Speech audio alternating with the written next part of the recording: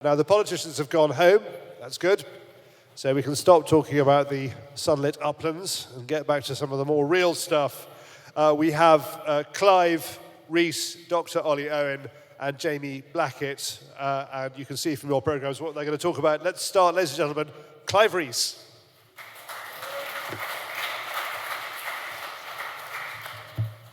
Gosh, I can't see anything up here. Well, good afternoon, ladies and gentlemen, and anyone else.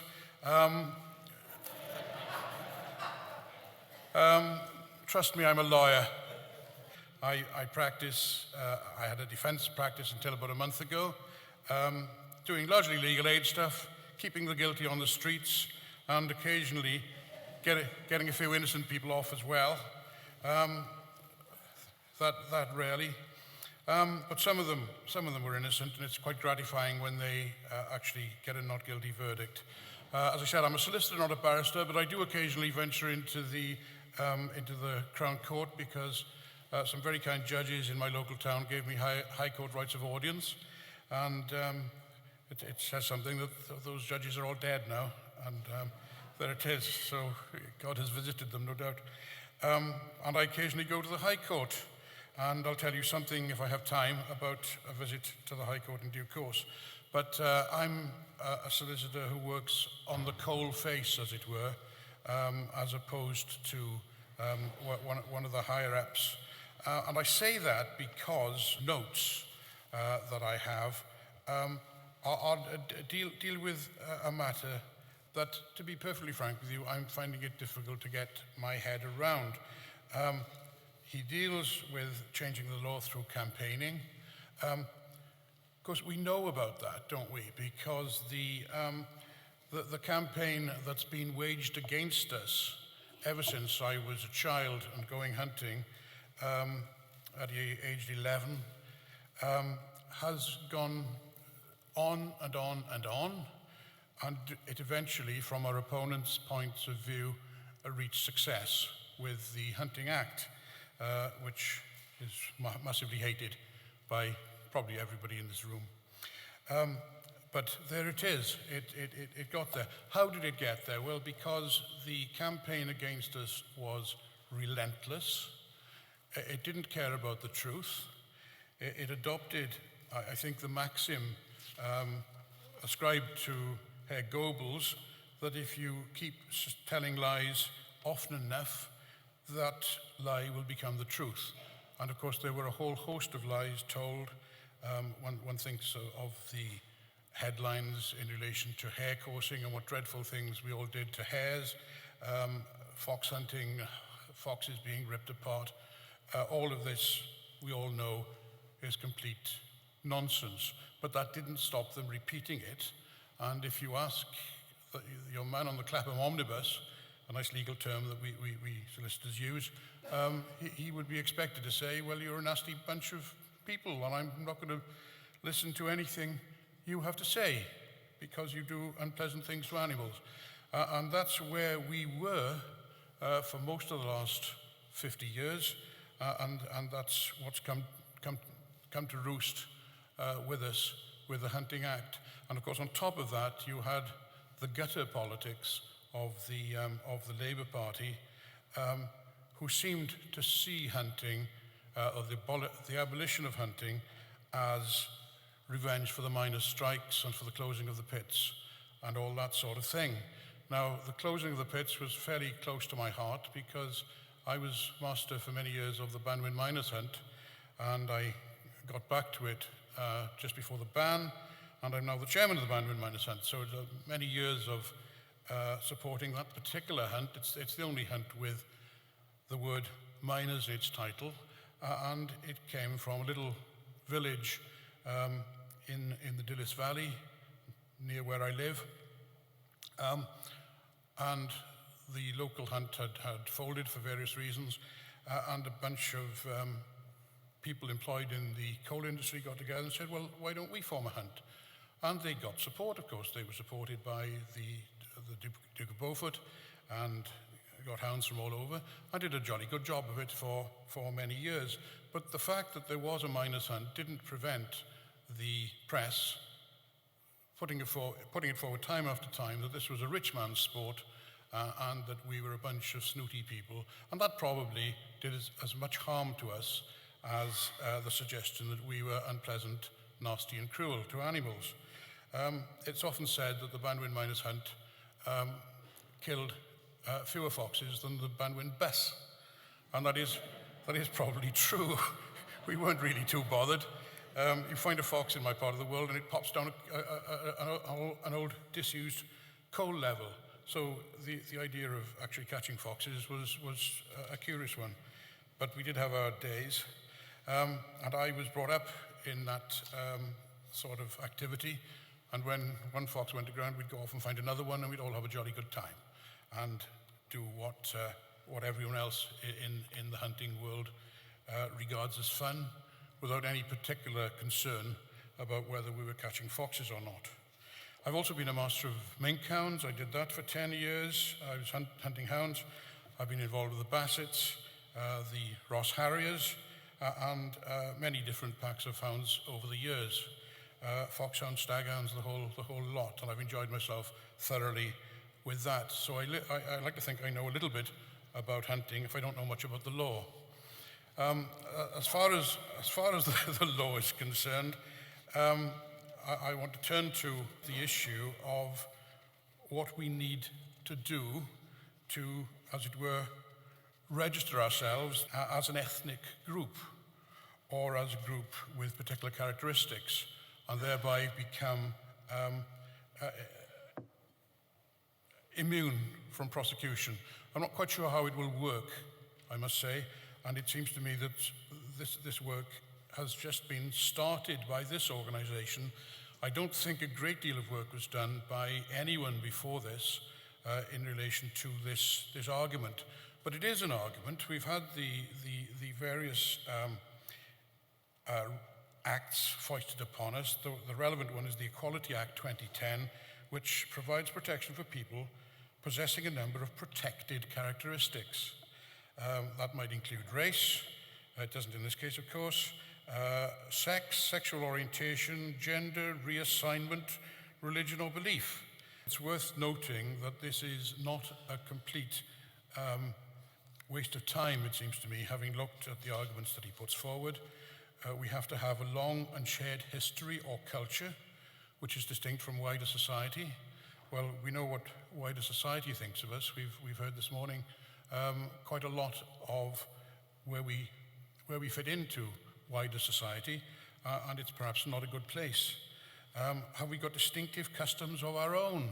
That was another characteristic. Well, yes, we sure do. We turn up on horseback sometimes or on foot, drink some drinks and take some hounds and go out and chase something when we're allowed. And that's pretty distinctive. Not many people do that. Do we have a common geographical origin? Well, I suppose in the sense that we do it in the UK, we do. So that's certainly arguable. There's something about common ancestors. I probably come from the 4th or 5th generation that we know of people who went hunting, but I don't know if that's what it means. And is there a common language or literature? Well, there's not a common language, but literature, good God, yes. Hunting literature goes back, to some of the earliest books ever written, both in Welsh and in English. William Twiggy, if that's how he pronounced his name, I'm sure nobody will know. But an old Norman of many years back who wrote extensively about hunting, and there's been writing about hunting ever since. So there are certainly questions we've got to answer. Does the group exist? Well, yes, I think we probably do. And does the person or group of people bringing the claim, because this is referred to in relation to a possible claim under the Act, fall within that group? Again, I'm not perhaps qualified to give you the answer, but I can say it certainly looks like it at first sight to me. We certainly have a shared history, and that's as much perhaps as I need to say about that. Do we have a shared philosophical belief? Well, I think we do. We have a philosophical belief that says it's okay for us to go out and hunt animals. with hounds, dogs even. And that's something which we do have, and I don't think anyone can say that we don't. And then Council in his note applies the principles of the Act. Well, I won't bore you with that, particularly as it's quite convoluted. But in effect, it is saying, as I understand it, that there is a human rights argument for us to be allowed to do what we've always done until 20 years ago. And if that's the conclusion we reach, then well and good. It seems to me that this is a work in progress, and if there's anything I can do to push it forward, fine. But in the meantime, don't think that we lawyers have been sitting idle. We all know about the Exmoor hunt cases. I, for one, thought that the Hunting Act meant we couldn't go out and look for foxes to hunt. The Tony Wright case said, of course we can. You can look for a fox all day long. It's not illegal. Well, that came as a shock, quite frankly, to me, because sometimes we spend days on top of a freezing cold mountain looking for animals to hunt, and sometimes we find some and sometimes we don't. But that's fine. That's entirely lawful, and we can do it if we want. Of course, the question is, what do we do once the animal is found? Well, that's another argument altogether. But that was really surprising. I think when we started off earlier today, we were asked how many of us actually went to the Hyde Park rally and marched through Parliament. Well, I was there, and I think a great forest of arms went up throughout the room, saying that you had been there, and if we thought it would do us the slightest bit of good, we could do it again. But what's really perhaps important in the terms of what I'm supposed to be talking about is that hunting has been going on for a very, very, very long period of time. I've heard the figure 300,000 years since man first took a dog with him into the hunting field. It's all guesswork. It could be 100,000. But either way, it's a very long time since people have been free to chase game with their dogs. And it seems to me that it's fairly cheeky of any government to come along and say, oh, look, you can't do that anymore. The point that struck me was that this predates any organized religion that we have now. It goes back before Christianity. It goes back before the Muslim religion came into being. I'm not entirely sure that it goes back before Judaism, because they've been around longer than the rest of us, and we were still probably bowing down to wood and stone in those days, but it goes back a hell of a long way. And it is certainly the case, it seems to me, that there is a very good case for saying that we've been doing this for so long, and therefore it becomes a protected characteristic. And that is something, as I've said, that's never been litigated in any way at all. That was the right case. I was involved, as I told you, in a divisional court case called the Devon Destroyers. That was an argument where the RSPCA brought a case against a bunch of vandals, quite frankly, in the West Country, who were chasing anything that moved. They would meet in the middle of the night after the pubs closed. They were all fairly rat-arsed by the time they were meeting, and they'd go out with lurchers and terriers and anything else and chase things around. But the RSPCA wasn't happy to do them under the Hunting Act. They wanted them done under animal fighting. So luckily I was involved in that case, and I actually did get to the divisional court there with a lady barrister called Sarah Lisa Howe, who was not a hunting lady, but was very, very much on side. And we argued successfully in the High Court that that wasn't animal fighting at all. And the district judge, in fact, in the lower court agreed with us. The divisional court agreed and said, no, if you're hunting, you're not animal fighting, for goodness sake. Animal fighting is something completely different. And that was another notch, as it were. So from where I come from, it's a sort of chip away at the Hunting Act. There are arguments for the Act that currently has made what I'd call disorganized hair coursing illegal, where people can be prosecuted for going equipped. And it seems to me that the police have got this completely wrong. First of all, they bring out a wholly spurious document which says that hares are in danger and are becoming rare. Well, they may be in some parts of the world, but not in the areas where hair coursing takes place. And anyway, that doesn't matter, because it doesn't matter if they're rare or not, because they're not, but it's just untrue. And on top of that, the police don't know what a slip lead is. But without going into technicalities, I won't deal with that. But that's another case that's ongoing in the courts, where we hope to have a victory sometime soon. So that's it from a lawyer at the coalface's point of view. I won't go on any longer, but just to assure you, as I've seen the document, that there does seem to be, this argument seems to have legs. Not legs that I'm used to dealing with, but legs that we will probably hear more about in the next few months, or more probably years, perhaps, as time goes on. So thank you all very much. Thank you, Clive. Thank you very much. Just, Clive, a very, very quick question. How long do you think it'll take before that piece of legal opinion is deployable? When will we be able to use it? Sorry, Charlie, well, how long's a bit of string? Typical lawyer's answer, I'm afraid, but when will we be able to? I don't know, sorry, I can't say. It needs work. And today is going to be important for that work, I think. Wonderful, thank you. Right, good. Staying on culture and tradition, please can I welcome Dr. Olly Owen to the podium.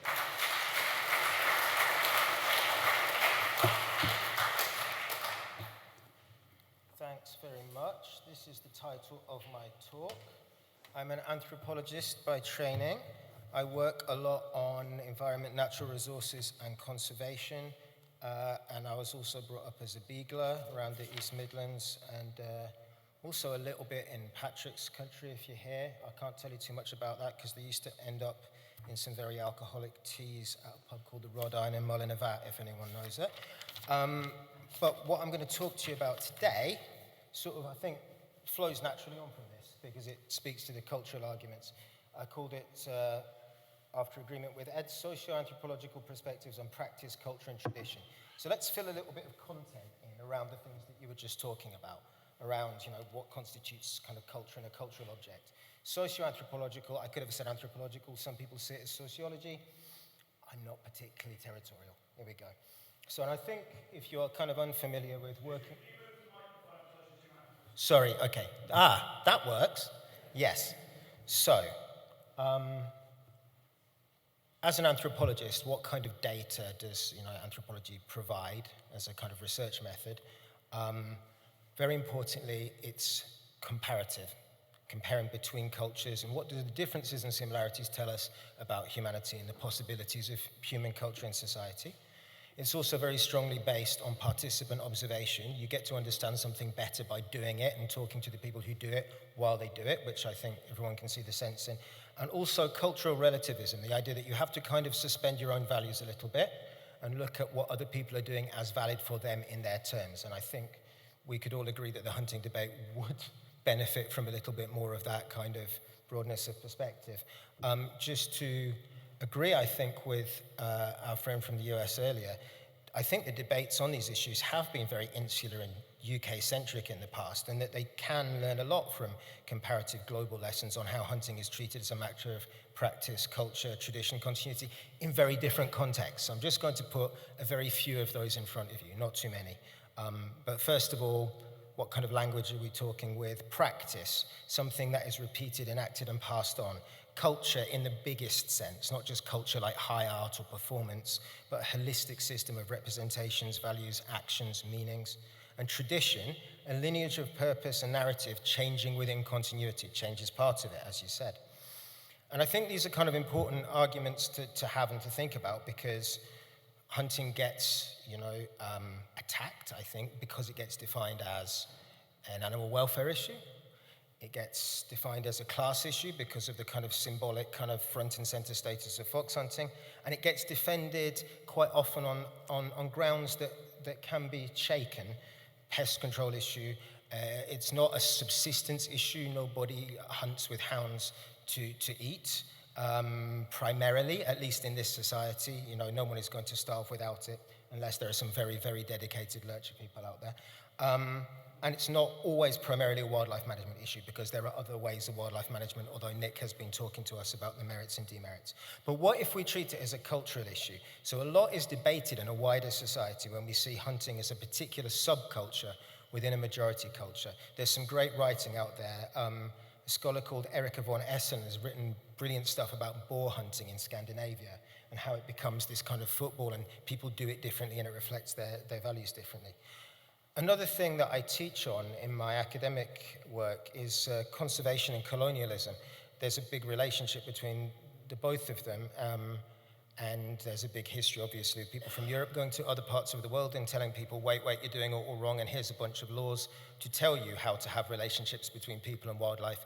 And that has done a lot of damage. We're just starting to be able to realize that people had a lot of very well thought out ways of interacting within their own values, sustainable ways of working with wildlife, and we kind of put a big boot on it. And so I'm not saying that this is the equivalent issue, because nobody's country has been invaded and taken off them, but there are some relatable issues about majorities and minorities. And I also want to say that it fits within an argument, I think, about multiculturalism, minority rights, and diversity. It's not opposed to that. It's not that, is it multicultural Britain or tradition? One has to be able to place tradition as part of that celebration of cultural diversity. So, hunting gets tied to wider meanings, including defining community structures and belonging, rights to land and resources, cycles of the year, spiritual traditions and celebrations, traditions of leadership or celebrations of values, exemplifying connection to nature, and this is the point I want to make, it can be celebrated deliberately and publicly as a cultural object in itself for its own sake. So all of the pictures I have there are not only of different forms of traditional hunting, they are significantly about people putting them on display to display culture. So this is South Tyrolean hunting in the traditional style from a kind of tourist, how to visit the Tyrol package. Batwa people in Uganda going on a traditional hunt, except it's not quite traditional, because they're doing it as part of come and see our cultural activities, as a way of encouraging tourism income to their communities. The Kazakh Eagle Hunting Festival, which was on, I think, a couple of weeks ago, as this huge kind of photographic visual extravaganza festival of hunting, and the Fernie Boxing Day meet in Great Bowden, which is also, of course, a cycle of the year, a celebration. Two particular examples I wanted to give you, just to expand our thinking about the possibilities and connections. I work a lot in Nigeria. This is at the end of September, 5 a.m., myself with two traditional hunters in Nigeria, up early, looking at wildlife and doing a wildlife survey.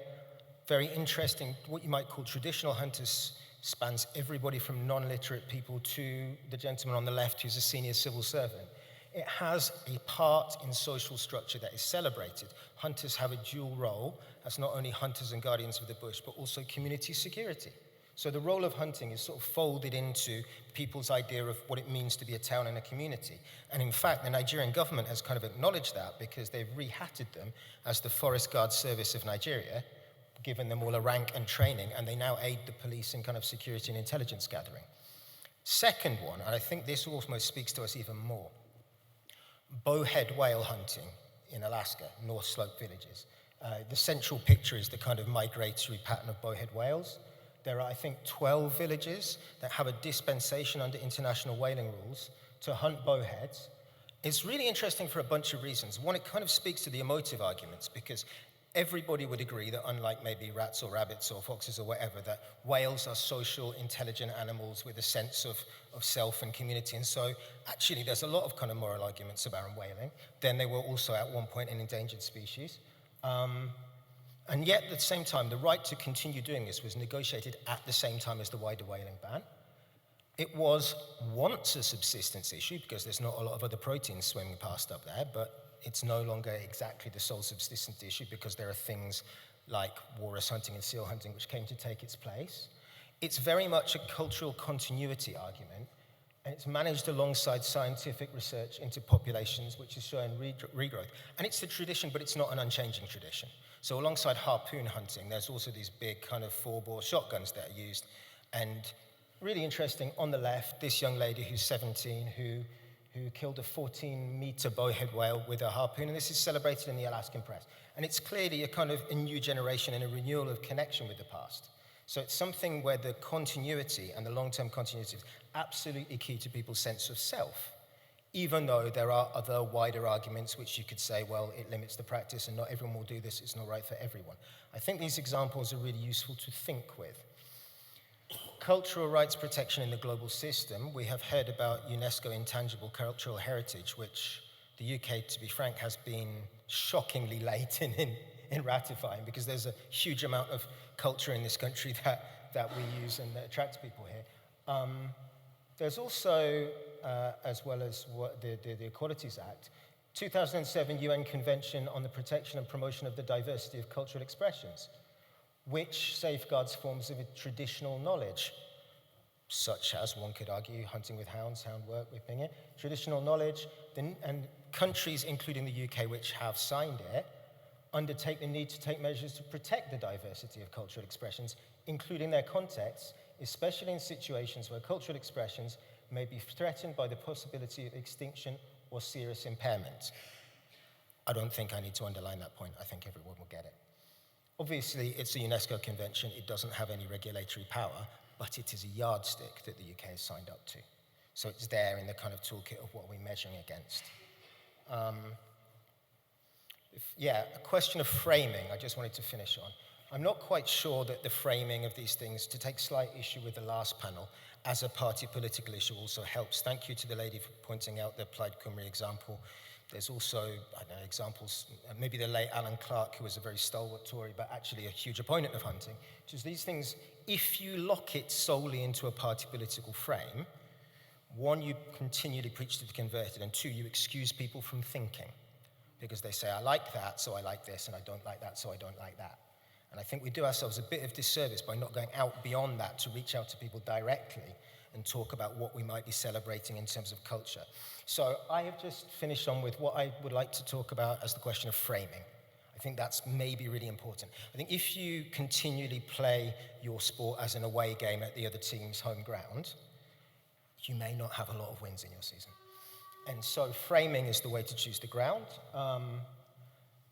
Framing, defining the perspective and context through which we view an issue.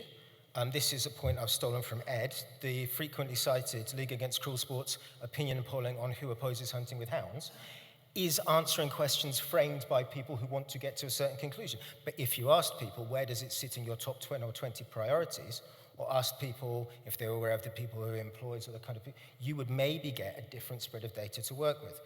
I feel that, I've had some conversations in tea breaks, a little bit like going to church or libraries. Most people don't care particularly strongly to go hunting themselves, but quite like the fact that it's off stage somewhere as part of the matrix, if you framed it in that way, rather than framing it as an animal rights issue or a class inequality issue. And I would like to kind of stimulate us to think, what changes if the arguments for maintaining hunting are framed as cultural expression and continuity issues? And what changes if it's framed as part of, an intrinsic part of, ensuring a vibrant multicultural society by resting on the roots of some traditions and culture that have been around for an extremely, extremely long time? I shall cede. Olly, thank you.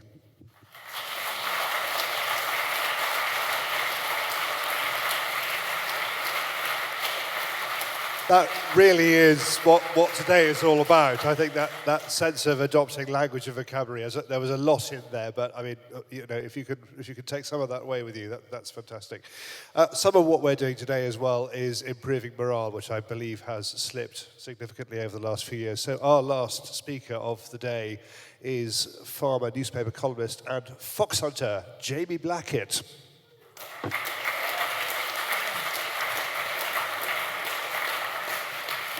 Thank you, Charlie.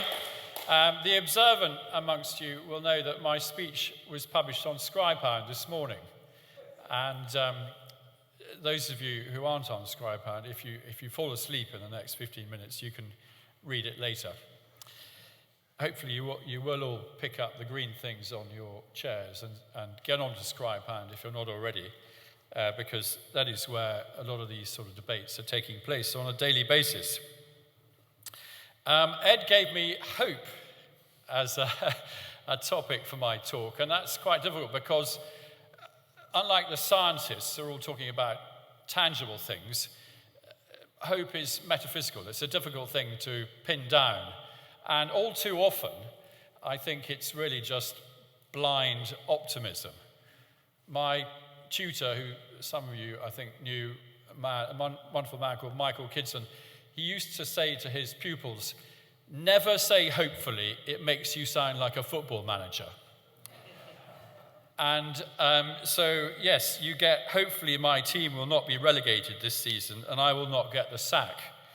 Or, more topically, hopefully the Prime Minister will forget his manifesto commitment to ban trail hunting, overlook 20 years of cheerfully illegal not trail hunting, and not use the elected dictatorship given to him by a 148-seat majority to do so.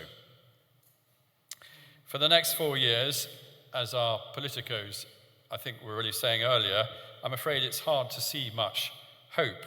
I'm not being defeatist by pointing this out, just being realistic about the world as it is, not as we would wish it to be. But that's not to say there is no hope, on the contrary. And what I want to do today is analyse that hope and discuss how we can nurture it.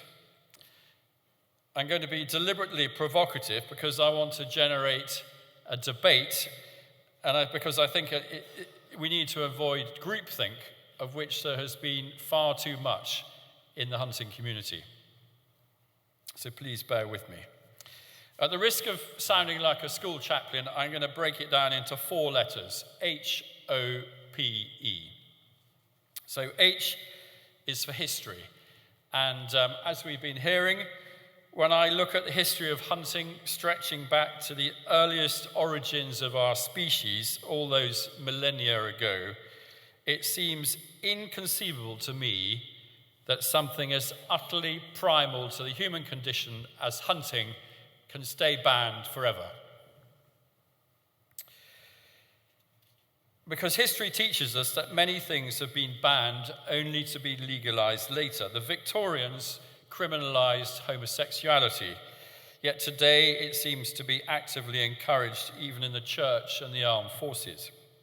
Cromwell banned almost everything, including Christmas, but we can now see that the middle of the 17th century was, like now, just one of those ideological authoritarian spasms that all societies go through from time to time, and much of it came back with the joyful hedonism of the Restoration in 1660. The closest parallel I can find is prohibition in the United States. You may correct me. When a government gave in to special interest groups, where have we seen that before, and banned alcohol, something that is almost as central to most human cultures as hunting. As we know, the ban was widely ignored and there was mass civil disobedience. Where have we seen that before? And 13 years later, drinking alcohol was legalized, by then much enriched by cocktail culture.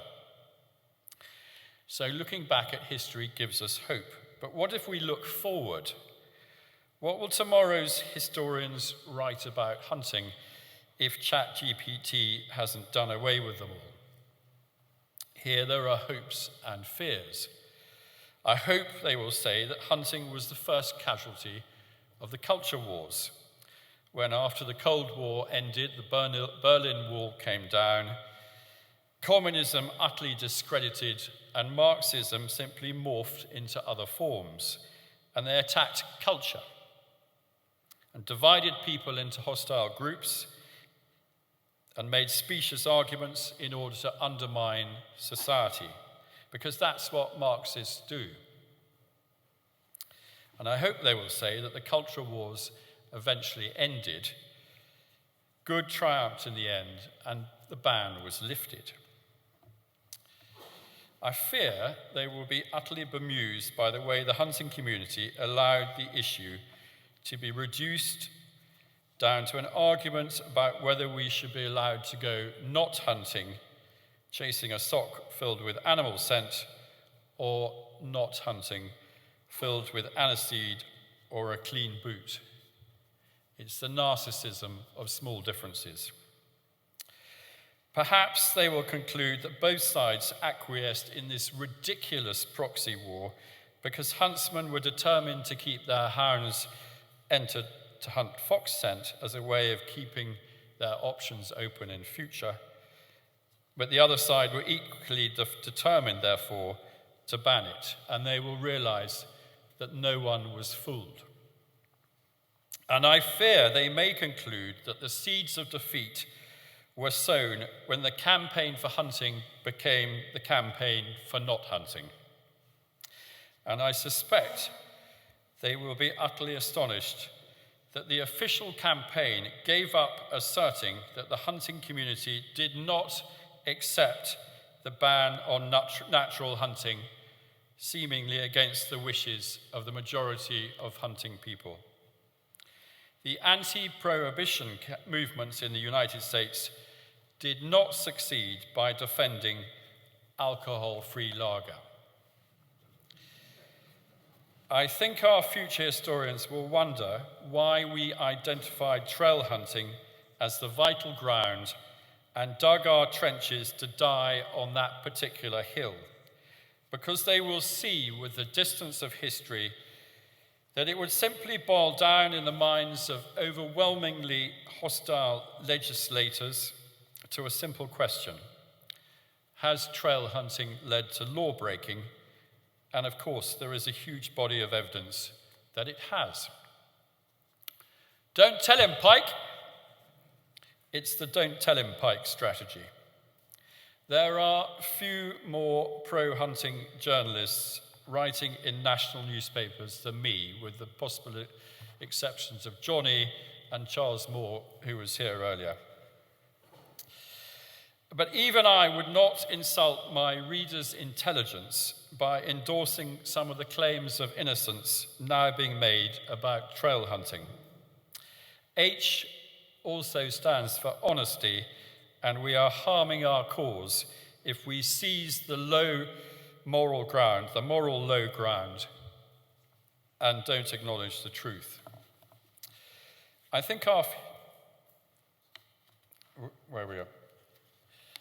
future historians will ponder why we attempted to defend the indefensible instead of using the opportunity to make our arguments in defense of natural hunting to a new generation.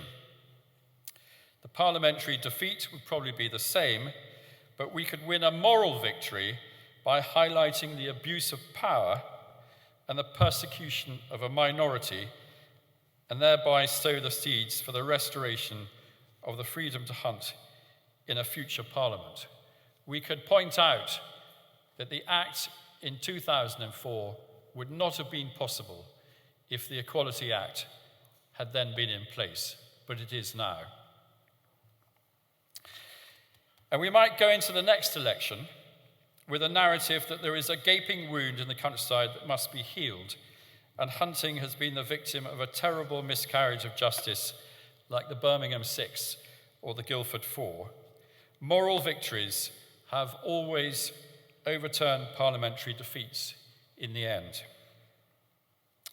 On to O. O stands for Overton window. The Overton window, some of you will know, is the window within which it is possible to legislate because there is sufficient social acceptance of an issue.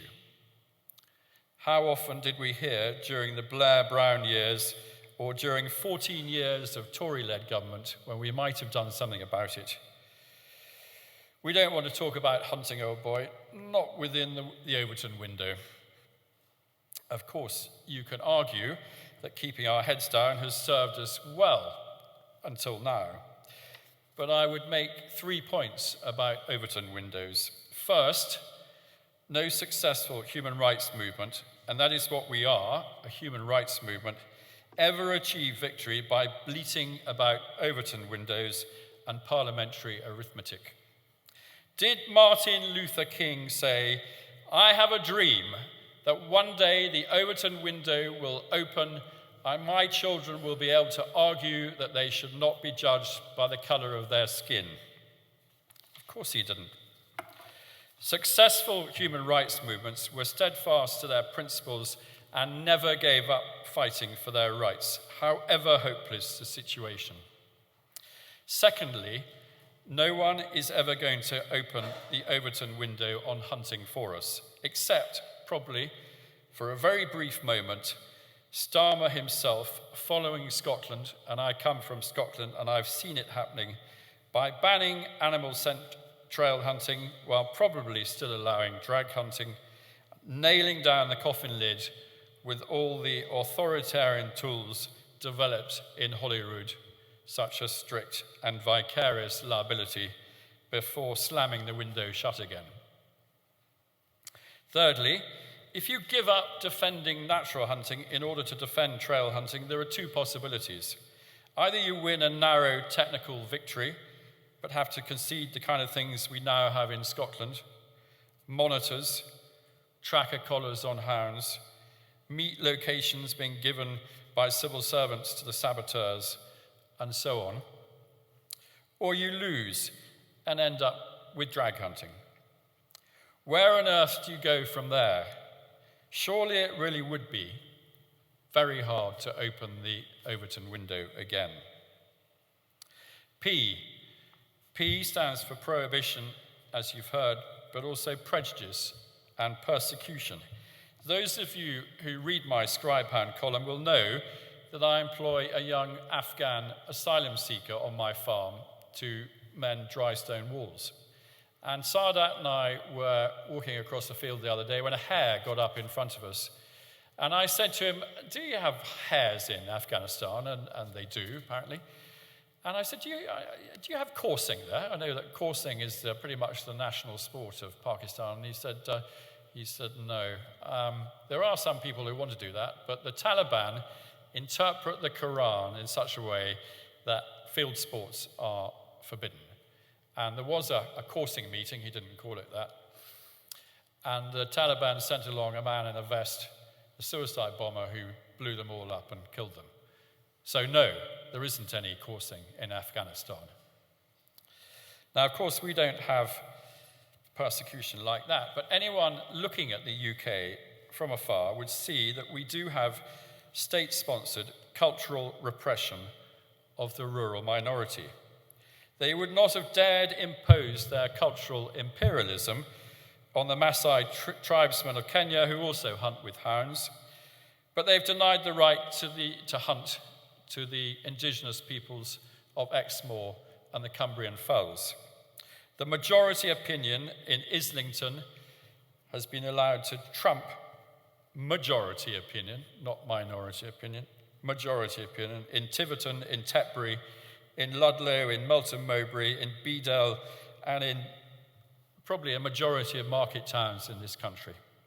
There is a democratic deficit, which is what human rights legislation is supposed to correct, and which the United Nations, a supranational body, is also keen to correct.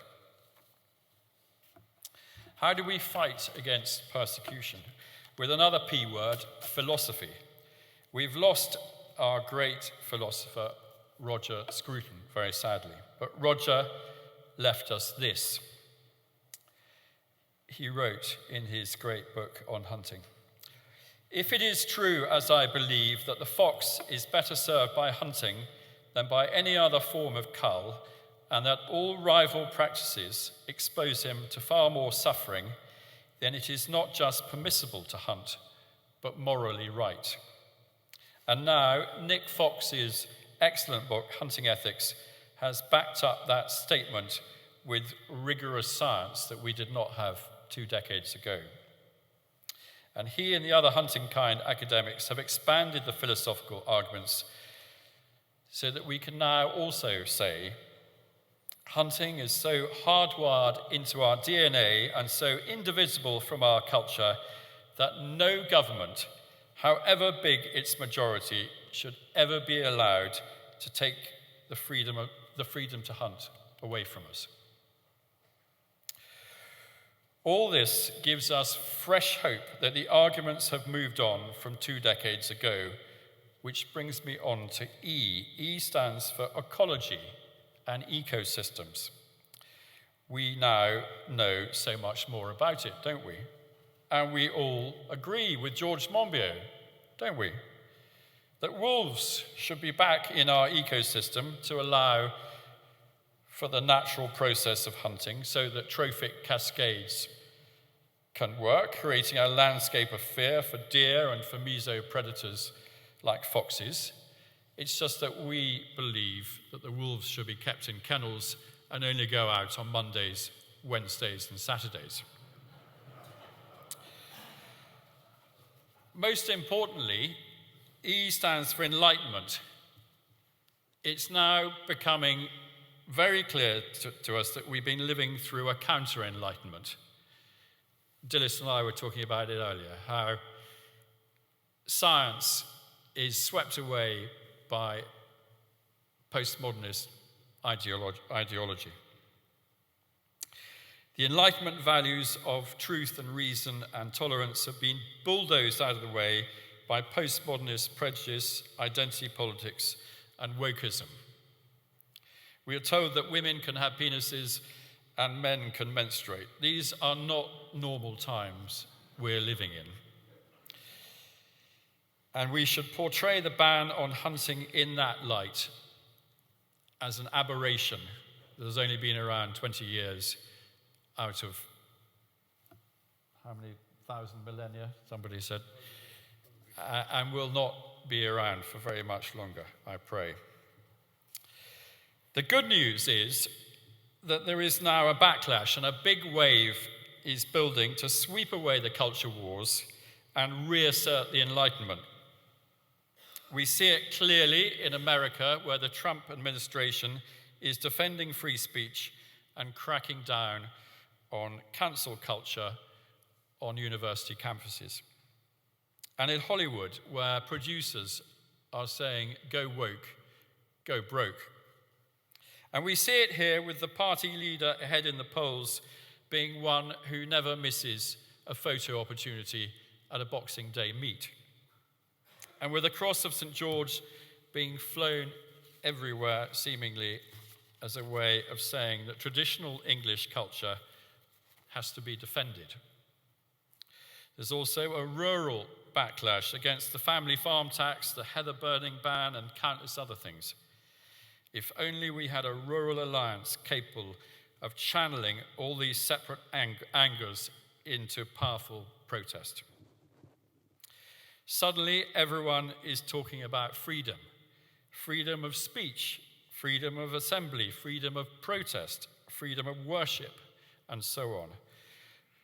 Should we not be in the vanguard of libertarianism, talking about cultural freedom and a freedom to hunt, instead of arguing about pretendy hunting?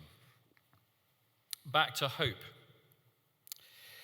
Life is grim right now, but it will not always be so. If we were here in 1655, not 2025, we would have thought the situation was completely hopeless. We could not have known that 5 years hence there would be a huge paradigm shift, and I believe the same thing will happen again. Perhaps as early as the next election in 2029. We have to be ready to ride that wave when it comes and make sure we have a surfboard.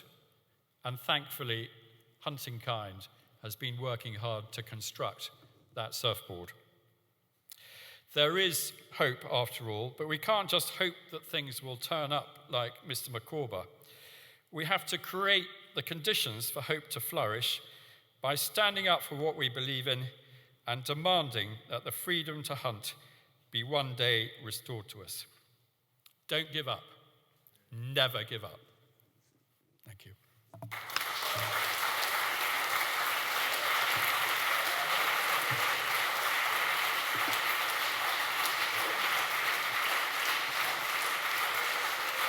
More! More! More, Jamie!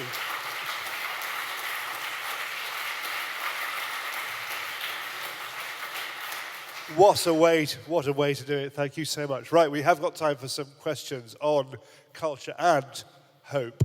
So could I see any hands up? Anybody who wants to ask anything? Any legal points from Clive? Cultural point from Olly? Or you're just feeling we can't follow that? Is there a hand up? No hands up? Well, look, I think in that case, let's wrap it up. Can I say thank you very much to this panel. It has given us that sense of morale boost I really, really hoped we get. We know that it's going to be hard to get around that sort of green blob notion in government that we outside the M25 are somehow problematic. I have an abiding image from Jamie's talk of Ed Swales, like some kind of Maui prince on a 10-foot longboard, riding the surf in, leading us all. I would like to call Ed up there, but I just want to leave you to end my part of today with this one thought that I think, in my opinion, trying to ban hunting is as difficult as trying to ban snogging, and I don't think they're going to be able to do that. So thank you for coming today, and can I leave you with the man behind it all, Captain Ed Swales.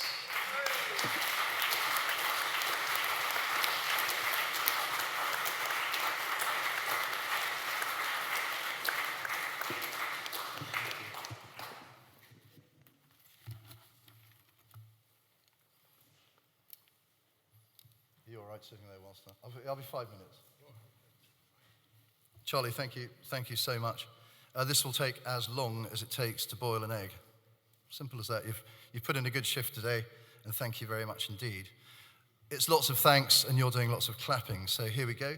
I would like to thank, really primarily, all of our speakers from all around the world, all around the country, top of their game, and I think what they've done is they've just given you a broader outlook and a broader picture on what might be possible.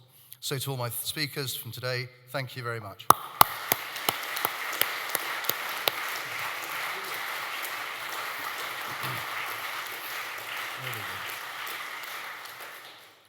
The artists and the helpers of the artists from downstairs, absolutely first-class job. Sorry I didn't see any of it.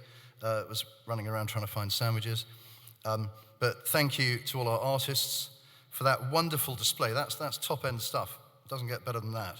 And it's still open. They are for sale. Lovely books down there from Georgina and all sorts of other things. I won't favour anybody in particular. Buy the lot. To our home team, Anna, doing all the registration, that sort of thing. Sarah, Georgina, Nico, and Ed Nicole. A huge round of thanks for pulling off today. Thank you.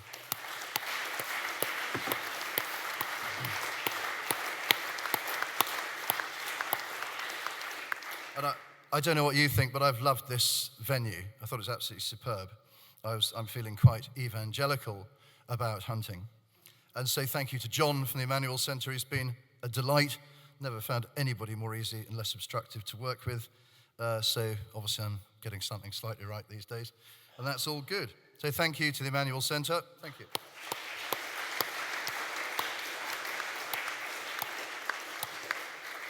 And the biggest round of applause you've all been saving up for is to you, the attendees, our supporters, who bothered to come today, who threw apathy a blind hand and turned up to come to listen to just the beginnings of what we think might be possible. So thank you all for coming.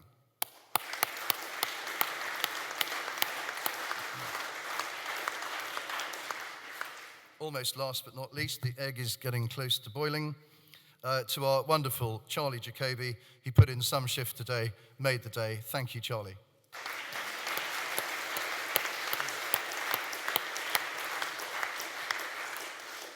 And if you have been inspired by anything that was said today or by somebody that was here today, then essentially I've achieved my aim. I'm very happy. I did hear a German diplomat in Doha talking at a conference by the CIC, who said when you've got a problem, his way of doing it was to make the problem bigger. Don't leave it narrow and get frustrated. Just broaden it out, make it bigger. And I think that's what everybody here has done today, both in the speeches and also in the attendance. So we're going to make it bigger, and hopefully we're going to be able to get somewhere. I would like to just point out one very quick point, because it does all very easily get reduced into an argument about fox hunting, traditional mounted fox hunting. And that has been the mistake. It's been carved away, isolated, narrowed down into that, and that's very easy to legislate out because it's quite a sort of unpopular topic, or particularly toxic, let's say. So when you make it bigger, and you come away from that viewpoint, and you don't come back at the government from that position, I mean, guys need to read Sun Tzu's The Art of War. That is timing of the enemy's choice, that is ground of the enemy's choice on a topic of the enemy's choice. If you think you're going to charge the Russian guns at that and win, well, you know, I'll be wishing you good luck. So I think you do need to make it bigger, and by that, natural hunting goes beyond fox hunting. Of course, it's ferreting, it's lurchers, it's long dogs, gaze hounds, it's terriers, one of the only legal things on the hunting field today, falconry, beagles, thank you, bassets, harriers, staghounds, and mink hounds. That's making it bigger, and that's where the numbers are.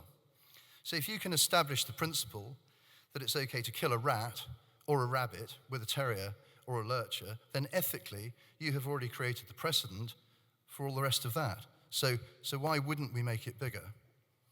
Probably don't look it, but I'm hugely optimistic and very hopeful by today, but also looking further afield, and Jamie mentioned it, the Donald, whether you like him or not. What they've done in America is very important. 3 states recently have signed state law to protect traditional hunting and fishing within state law. That's a massive move. Hopefully things are going to ripple over this way and we can be inspired. In New Zealand, they've appointed a minister for hunting. Great idea. Let's maybe put that forward for next time round. A minister of hunting, wouldn't that be lovely? And Denmark, the reason I wanted Niels to come here was I saw him speak in Doha, and I liked the idea of sitting around a table and taking a little bit away from politics, maybe talking to some opponents and coming up with a plan that's going to work in the future. So it's early days. All I can say is thank you. And when you go home, I think decide what you think's important. And whatever you think is important, then do something about it with conviction. Decide what you're going to do. And primarily go back and look after yourselves, your hunt or your hunt club, and your community, because quite frankly, I think the only people that are going to do that is you.